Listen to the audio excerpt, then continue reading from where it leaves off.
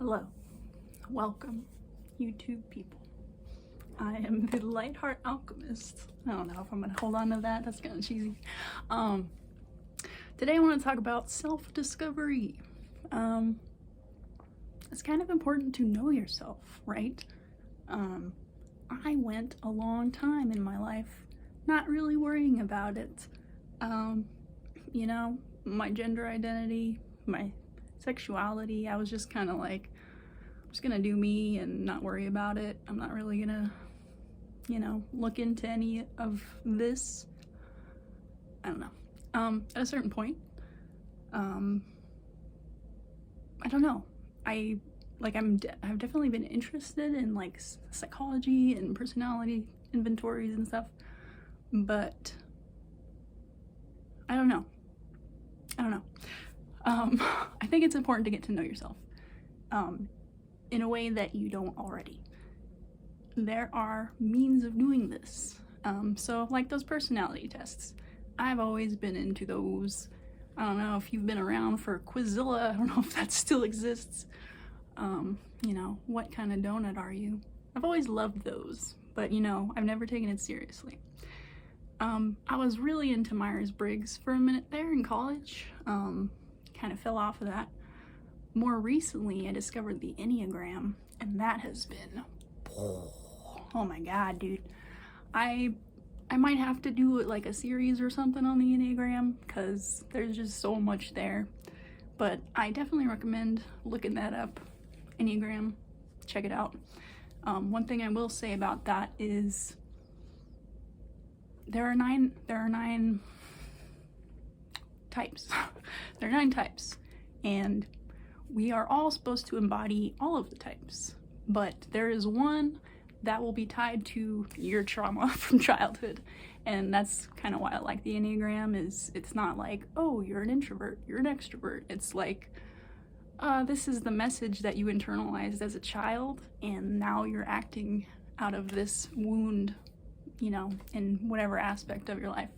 So if you do look into the Enneagram, when you find your type, your real type, it will piss you off, or it should piss you off, It's supposed to call you out a little, and that's why I like the Enneagram, because it gives you a path to getting better, like, based on your wounding and your patterns. It actually gives you like a map to go, strengthen your weaknesses or whatever. So definitely recommend the Enneagram. Check that out. I'm probably gonna do a series on that. Hopefully this doesn't become an Enneagram channel, but it is what it is. Whatever happens, happens. I'm trying to help y'all. Enneagram. And again, you are all of the types, but one of them is your type. And that ties into astrology, okay? I know people got their opinions about astrology, but I don't know. I am of the belief that everything is connected in this universe. I'm not gonna get into that too much right now, but astrology. So I'm sure you know your sun sign. I honestly don't know a lot about astrology, but I am learning and, starting to click. But yeah, your sun sign, everybody knows their sun sign, but you also have all these other signs, depending on, the time you were born, on the day you were born. You've got all these different placements, and they all affect you, and much like the Enneagram, there are times you will lean into a certain sign or type, and other times, when you're following your destiny, when you're in alignment, you're in your North Node or whatever. I'm not here to tell you that, the movement of Uranus and Neptune or whatever is gonna make you a billionaire. That's not what I'm here to do. Astrology and tarot, I kind of got into those because my belief of the whole universe being connected, and quantum mechanics. I don't know anything about them, but I don't know. I just kind of believe that You know, if you're pulling tarot cards, you're gonna pull the cards you're supposed to. And I've had a lot of, I don't know, profound moments pulling tarot cards over the last couple months. I'm gonna let you know, I was very science-minded for the last, I'm gonna be 33 in August. For the last 32 years, I've been science. You know, if I can't see it, if science can't explain it to me, then it's not real, kind of thing. And I'm starting to believe more in shit happening that you can't see, that you can't study. And I feel like it's kind of hubris of humans to feel like, you know, we have access to this knowledge, to knowledge about everything. Like, it seems hubris to me that we'd be like, oh, like we study things and we know things.